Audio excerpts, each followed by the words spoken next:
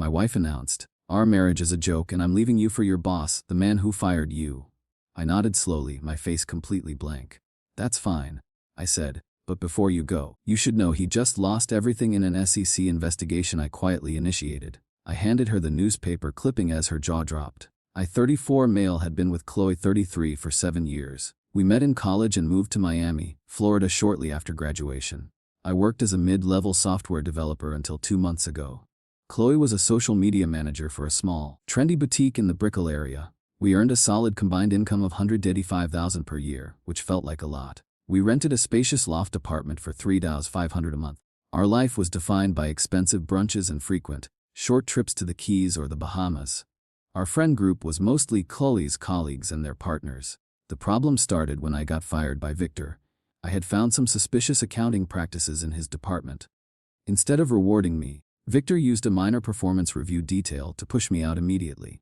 I was reeling, but quickly started looking for new roles. 2 weeks later, I interviewed for a dream job. It was a lead architect role in Austin, Texas, working for a massive tech company. The salary was $250,000 plus a guaranteed 15% annual bonus. They offered full remote work after the first 6 months. This was a $135K increase over my old salary. I showed Chloe the offer letter one evening after dinner. Her reaction was not the excitement I had expected. She barely glanced at the paper. "Austin, Ethan?" she asked, her voice dripping with skepticism. "It is a huge career jump, Chloe," I explained calmly. "The pay is fantastic and the role is exactly what I wanted." She scoffed, tossing the letter onto the granite countertop. "You really think you can handle a $250,000 job?" she mocked me. "They just gave you that number to lure you in, you know." I felt a cold sting from her words. "I can absolutely handle it," I stated, keeping my voice level. "This is a great chance for us to get ahead." "This whole thing sounds like a desperate risk," she said dismissively. "It's too far from the ocean, and my career is finally taking off here." She turned and left the room, effectively ending the discussion before it even started. That night, I started researching Victor's past financial dealings again. Update 1: I formally accepted the lead architect position 3 days later. I did not tell Chloe immediately. Instead, I opened 2 new bank accounts, only in my name, at a different institution. I changed my direct deposit information for my last severance payment. I also started thoroughly cataloging all our joint possessions and debts. Everything was meticulously recorded in a private cloud document. Chloe maintained a stony silence about the Austin job. If I tried to bring it up, she would cut me off quickly. "We are not talking about that Texas fantasy," she said once, staring at her phone. "It is a massive salary increase, Chloe," I replied. "It is not a fantasy. It's just a way to run away from your failure with Victor." She snapped back. Our friends, completely unaware of the salary, reinforced her negativity. I brought it up casually with David one afternoon at the gym. "Chloe says you're moving for some unstable new job," David asked me, shaking his head. "It is a highly stable job, David," I countered plainly. "The salary is over $250K a year." "Come on, man," he laughed. "Miami life is better than some dusty tech town. You'll be back in 6 months." I simply nodded, storing the interaction away for later. I spent my evenings searching for townhouses in the better Austin neighborhoods.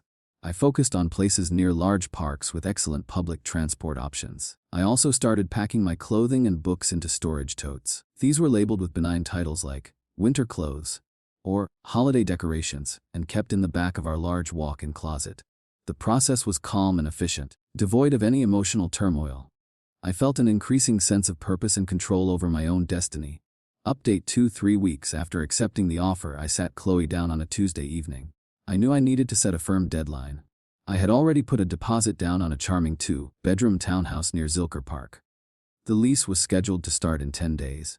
"I want to discuss the move," I began, my hands folded on the table. She sighed loudly, crossing her arms over her chest defensively. "I thought we agreed not to discuss this ridiculous idea," she stated, rolling her eyes. "We did not agree," I corrected her gently. "I am moving to Austin in 10 days. My lease starts on the 1st of the month." Her eyes went wide, and her jaw dropped slightly in genuine shock. "You already signed a lease. You made this final decision without me," she yelled at me. "Yes," I confirmed. "I accepted the job 3 weeks ago. It is a necessary career move." "Necessary?" she challenged. "You are abandoning our life here for a massive ego trip." I looked at her steadily, allowing no emotion to cross my face. "You rejected the opportunity without any real consideration," I reminded her.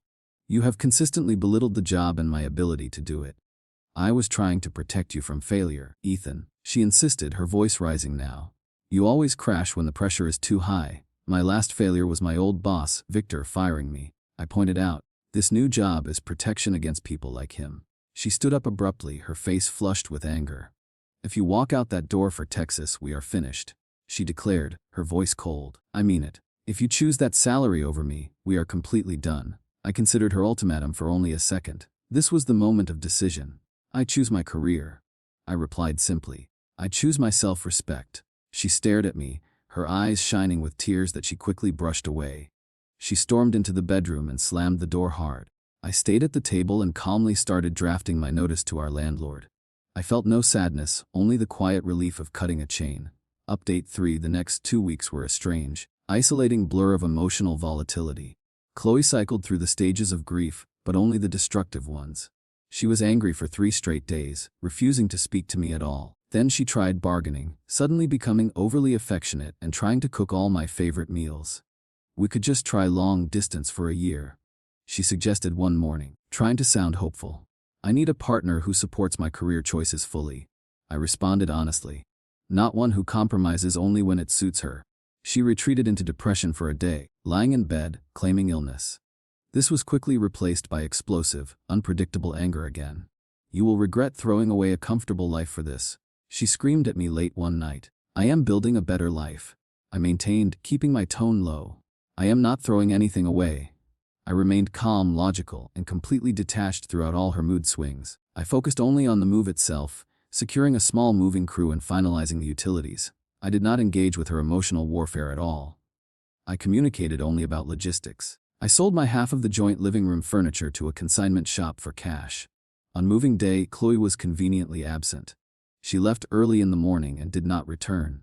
The movers worked quickly, and within 3 hours, my possessions were gone. I did one final walk through of the empty loft, and a genuine wave of relief washed over me. The apartment felt lighter, cleaner, and finally quiet. I handed the keys to the landlord, jumped into my packed car, and drove west toward Austin. The drive was long, but it was incredibly peaceful. I arrived in Austin late on Sunday afternoon. My new townhouse was modern and bright, with huge windows looking out over a nearby greenbelt.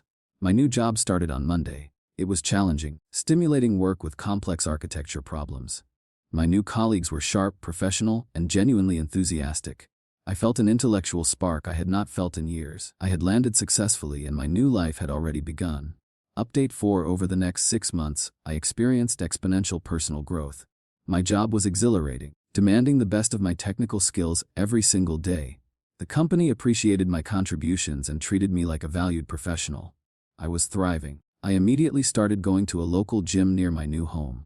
I quickly settled into a routine of early morning workouts and healthy cooking. I met my neighbors at a small street festival. They were kind, welcoming people. 6 months after the move, I received my first annual bonus, slightly ahead of schedule. The amount was $37,500, a full 15% of my base salary, exactly as promised. My total earnings for the first 6 months had already exceeded what I made the entire previous year. I used the money to pay down my student loans and start the paperwork to purchase the townhouse I was leasing. The house closed smoothly 2 months later. I owned my first piece of property, a $625,000 asset in a fantastic location. During this time, a few old friends and even a couple of close family members started reaching out. I received a text from Sarah, a former mutual friend. "Are you really doing that well?" she asked me. "Chloe said you were miserable." "I am doing extremely well, Sarah," I replied briefly. "She told everyone that the job was temporary," Sarah continued. "She said you were fired after 2 weeks for being unstable." The Chloe's complete lack of integrity was now fully revealed to me. She had spun a deliberate, malicious narrative to protect her ego.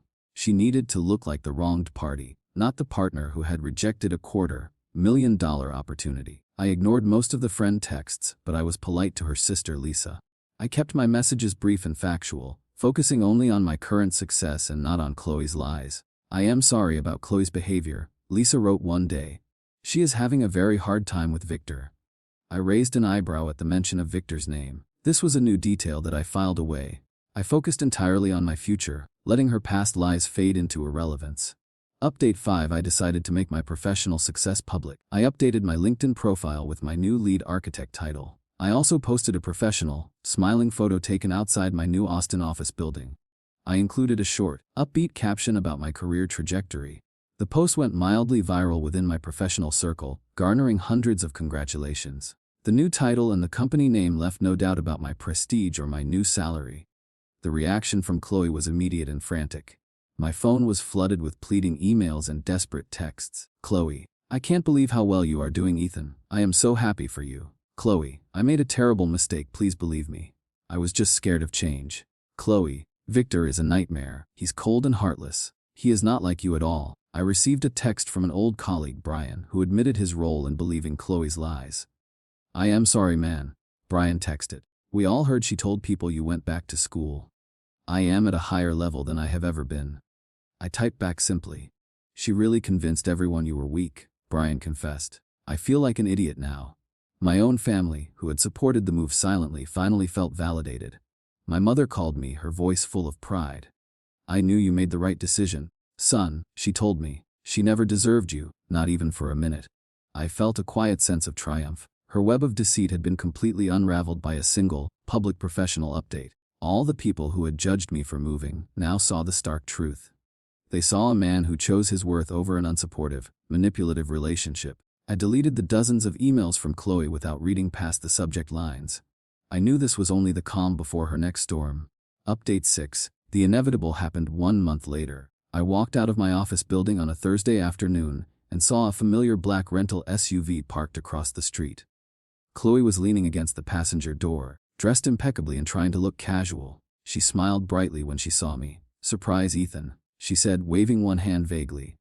What are you doing here, Chloe? I asked, my voice flat and emotionless. I came to see you, she said, walking toward me quickly. I drove all the way from Miami this morning. That was a 4-state drive, I pointed out. I would have preferred a phone call.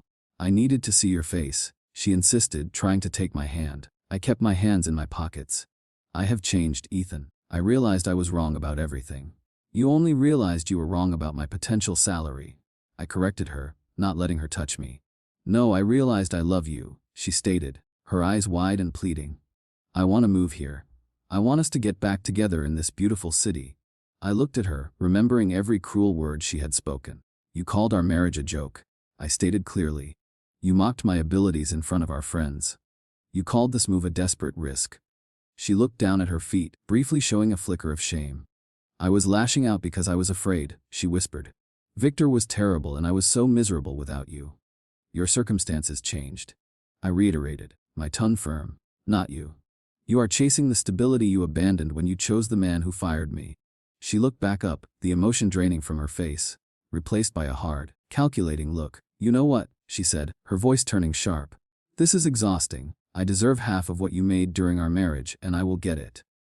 I agree, I said, smiling faintly. But I have already moved on. Goodbye, Chloe. I walked around her and got into my car without looking back. She stood there, frozen, realizing the extent of my final rejection. Update 7. Chloe was true to her word.